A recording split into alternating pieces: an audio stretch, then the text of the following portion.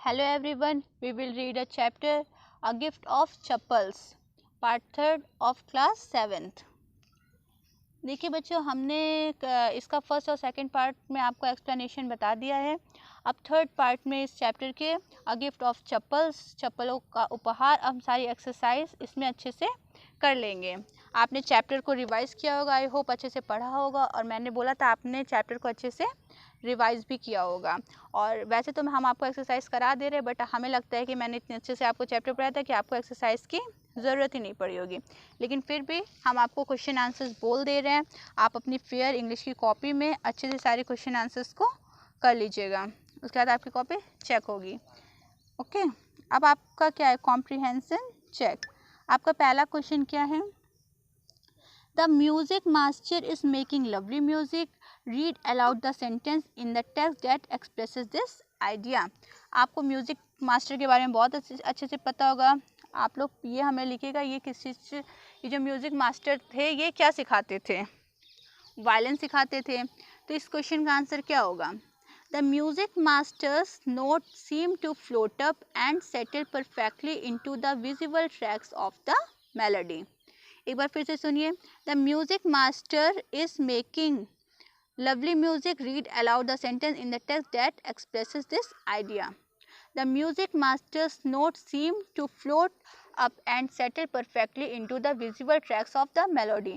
Means जब music master violin बजाते थे तो क्या लगता था? जैसे लगता था कि कितनी अच्छी, मतलब हवा चल रही हो, बहुत कुछ अच्छा लगता था. And settle perfectly into the visual tracks, और बिना दिखने वाले ये ट्रैक में परफेक्टली फिट हो जाती थी और बहुत ही मीठी लगती थी.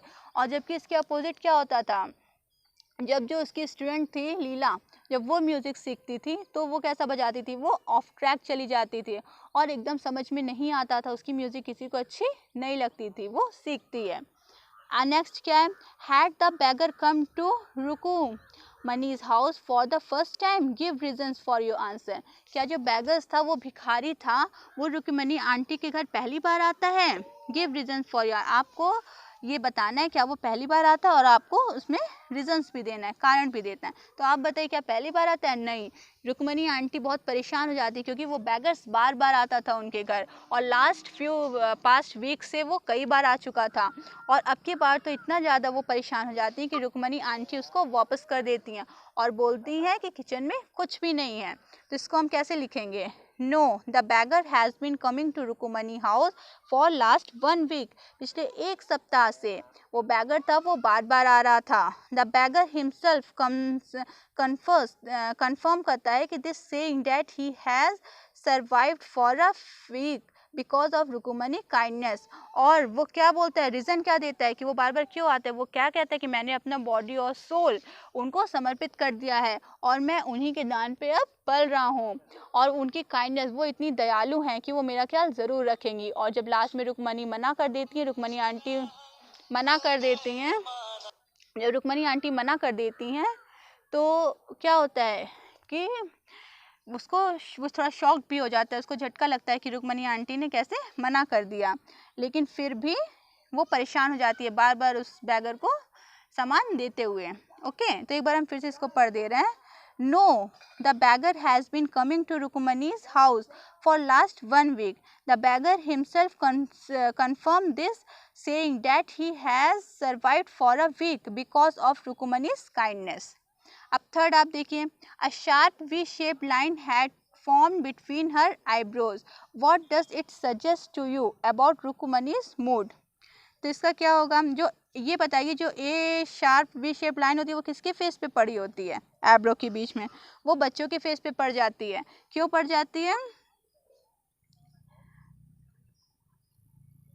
आगे देखिए, सॉरी, वो वी शेप की लाइन पर जाती है. रुक्मिणी उस टाइम एंग्री होती है, तो उनको गुस्सा आता है क्योंकि उनकी जो मास्टर होती है उनकी चप्पल नहीं मिल रही होती. इसका आंसर देखिए.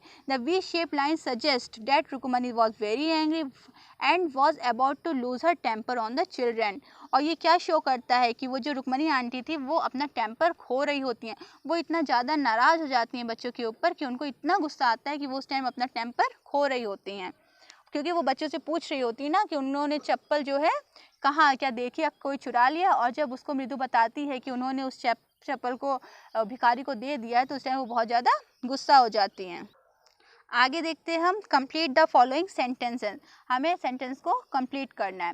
Ravi compares Lali is playing the violin to, आगे क्या हो जाएगा, derailing of a train going off track. Ravi क्या कंपेयर करता है, जो लाली जो वायलिन बजा रही होती है उसको किस चीज़ से कंपेयर करता है, उसको इस चीज़ से कंपेयर करता है कि वो डी रेलिंग जैसे लगता था कि ट्रेन जो है अपने उससे जिस पे चलती है उससे ट्रैक से उतर गई हो, और जिधर वो जहाँ उसके जो टीचर थे वो इतनी अच्छी वायलिन बजाए थे वहीं वो ऑफ ट्रैक चली जाती थी, यानी वो उनको फॉलो नहीं कर पाती थी।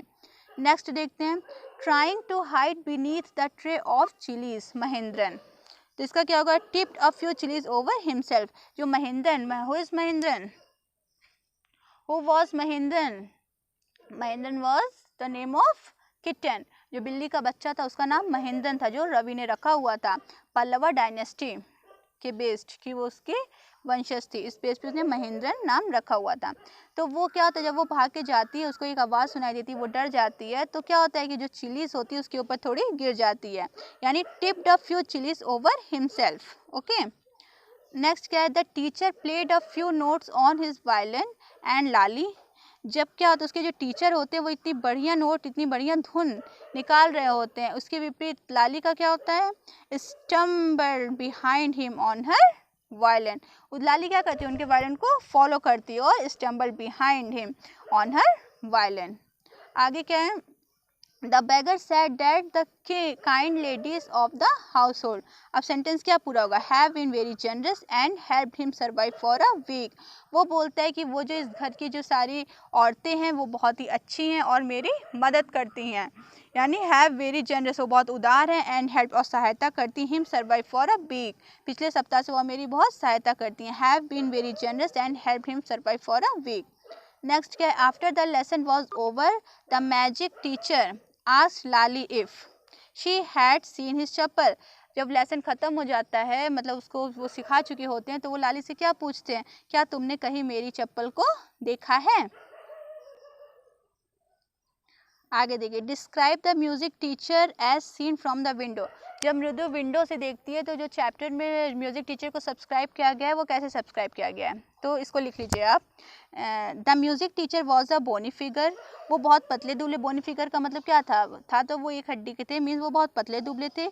ही was sitting in the front of Lali with his back towards the window, जहाँ लाली बैठी हुई होती है वो उसके विंडो के बैक बैठे होते हैं, उनके लाली के सामने और विंडो के पास बैठे होते हैं। He was a bald headed, उनके सर में बाल बहुत कम होते हैं, यानी वो कुछ गंजे होते हैं। With fringe of oiled hair falling around his ears, लेकिन जो उसके कान के बाल होते हैं बहुत बड़े होते हैं और जैसे लगता है कि उन पर तेल लगा हुआ होता है और वो कान के साइड गिरे हुए होते हैं। He had an old fashion tuft, और वो बहुत पुराने टाइप के दिखते हैं, वो मॉडर्न नहीं होते हैं, और उन्होंने अपने सर पे चोटी की हुई होती है। He had a shining gold chain in his neck and A diamond ring, उन्होंने अपने गले में सोने की चैन पहनी हुई होती है और अपने हाथ में डायमंड की ring. He was wearing a golden bordered dhoti, और जो उनकी धोती होती है वो सुनहरे बॉर्डर की होती है। His large foot was stuck on the floor and he was beating the floor with his scrawny toe, और फिर जो धोती होती है उसके उनके जो पैर होते हैं वो धोती के नीचे से निकले हुए होते हैं। ओके, एक बार हम पूरा आंसर बोल दे रहे हैं, आप लोग लिख लीजिएगा। The music teacher was a bony figure, he was sitting in front of Lali with his back towards the window. He was a bald-headed man with fringe of oil figure falling around his ears. He had an old-fashioned tuft. He had a shining gold chain in his neck and a diamond ring in his hand. He was wearing a golden bordered dhoti. His large foot was stuck on the floor and he was beating the floor with his scrawny toe. जब हम बोलते हैं, आप लोग video देखा करिए, तो जब हम बोलते हैं तो वीडियो को पॉज कर करके सारे आंसर्स को नोट डाउन कर लिया करिए। ओके, इससे आप आंसर्स भी नोट कर लें, आपको नोट करने में दिक्कत नहीं होगी। आप पॉज कर लेंगे, फिर मान लीजिए एक सेंटेंस लिख लिया, फिर पॉज करके एक सेंटेंस लिख लेंगे तो आपका आंसर पूरा हो जाएगा। आगे देखिए, what makes Mridu conclude that the beggar has no money to buy chappals. Second क्या है, what does she suggest to show her concern.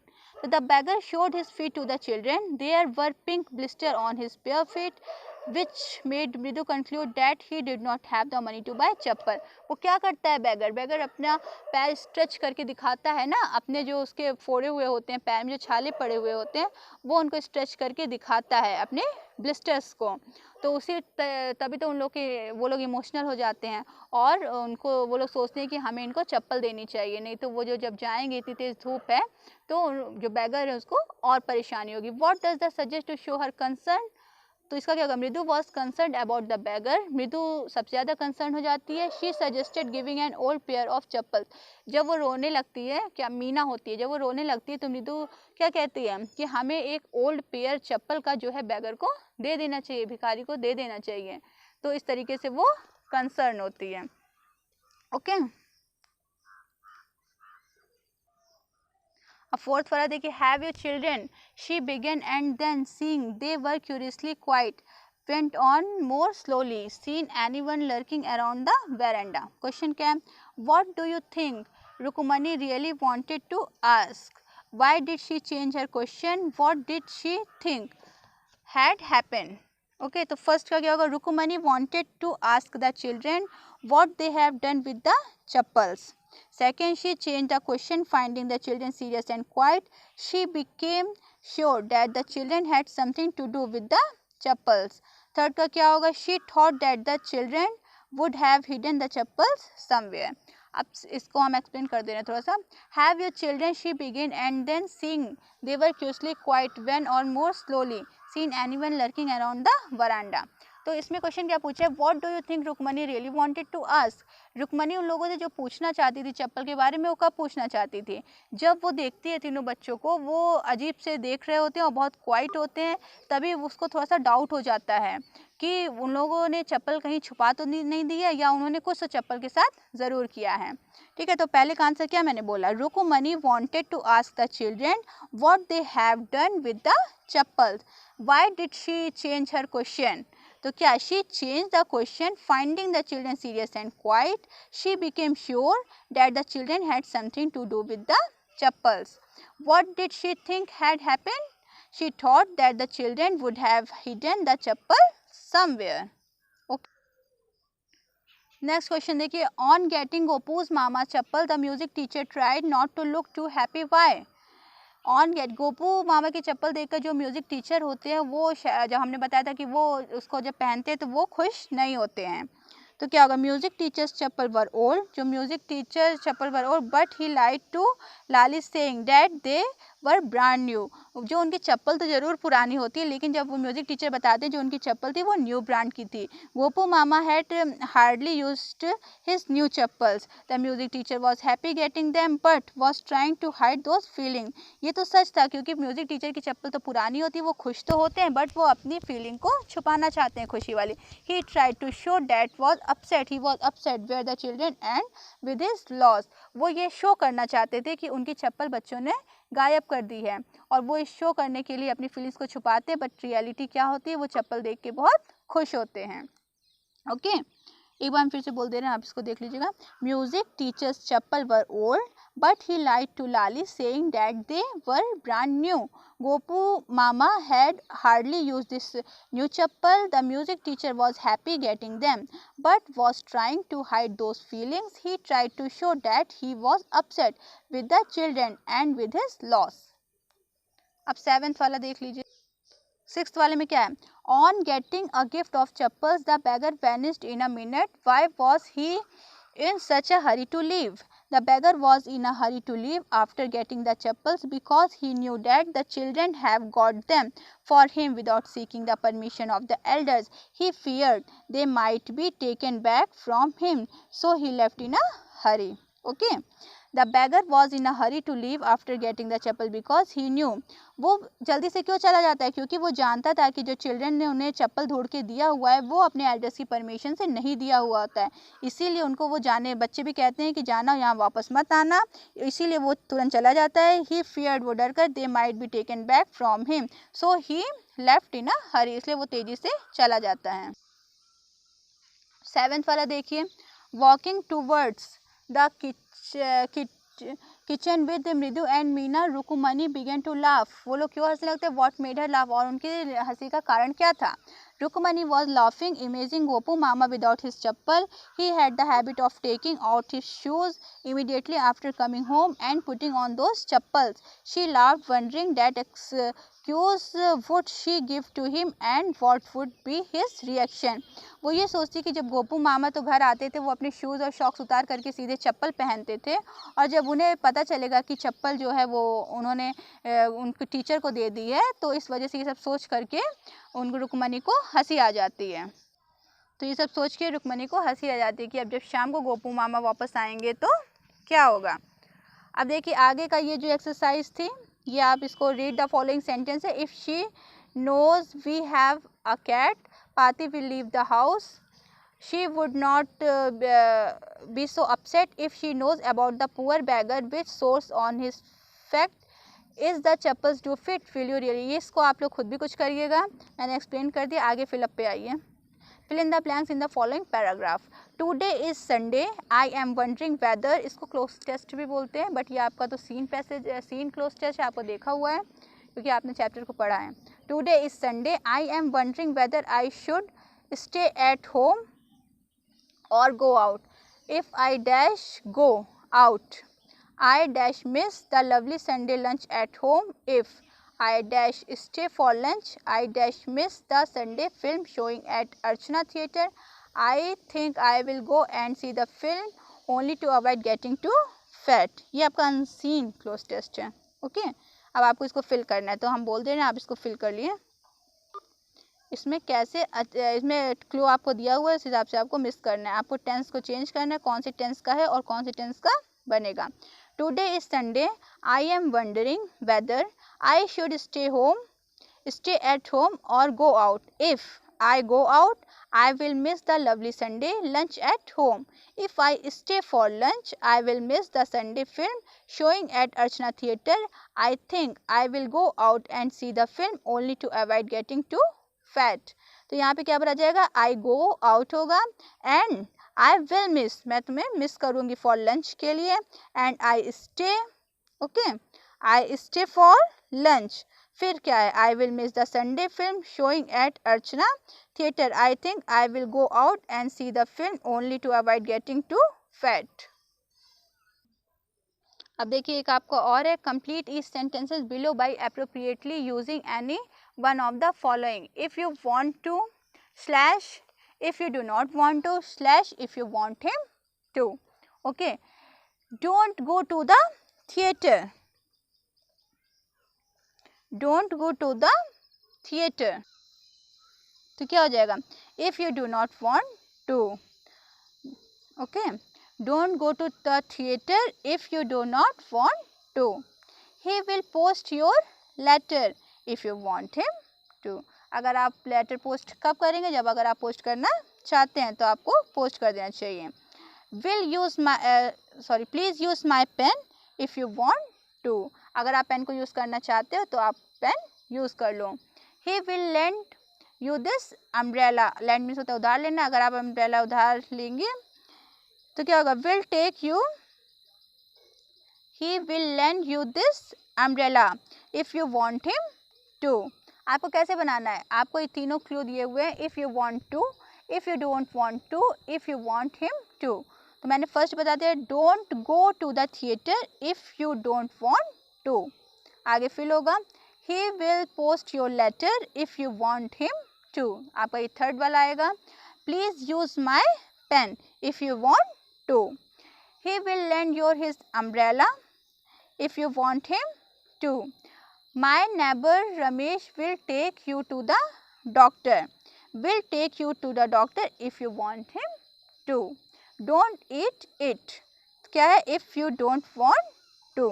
Okay, तो आपका ये कंप्लीट हो गया है। तो आपका मैंने ये कंप्लीट सेंटेंसेस भी करा दिया। अब नेक्स्ट क्या है, speaking and writing. Discuss in small group, आप स्मॉल ग्रुप में आपको डिस्कस करना है। If you want to give away something of your own to the needy, would it be better to ask your elders first. Okay, if you want to give away something of your own to needy, would if better to ask your elders first. देखिए अगर कोई ऐसी condition पैदा होती है, उन्होंने अपने पूछा नहीं था, अपने एल्डर से, बट अगर वो एल्डर से पूछते या वो हो सकता है उनके एल्डर्स कोई और चप्पल उन लोग के पास होती और वो बच्चों को चप्पल दे देते टीचर्स को देने के लिए, तो भी कोई दिक्कत नहीं थी। इसलिए अगर ऐसी कोई कंडीशन पैदा होती है, ऐसी कोई सिचुएशन होती है, तो हम अपने एल्डर से पहले हमें पूछ लेना चाहिए, क्योंकि दूसरे का सामान किसी को नहीं दिया जाता है। Is there someone of your age in the family who is very talkative?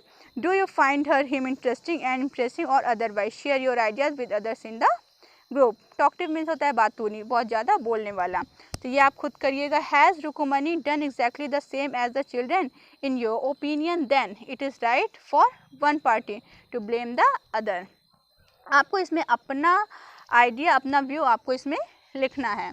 उसका read the following, a group of children in your class are doing to live in a hostel. तो ये सारी चीज़ें आप कर लीजिएगा, जो प्रोबेबली इम्पोर्टेंट थी और जो हो सकती थी वो सारी चीज़ें मैंने आपको करा दिया। आपका चैप्टर का एक्सप्लेनेशन हो गया, पूरी एक्सरसाइज भी फिल हो गई है, और जो आपको अब अपने आइडियाज़ रखने हैं उसको आप अच्छे से कर लीजिएगा। ओके, तो ठीक है, फिर एंजॉय करिए। Thank you.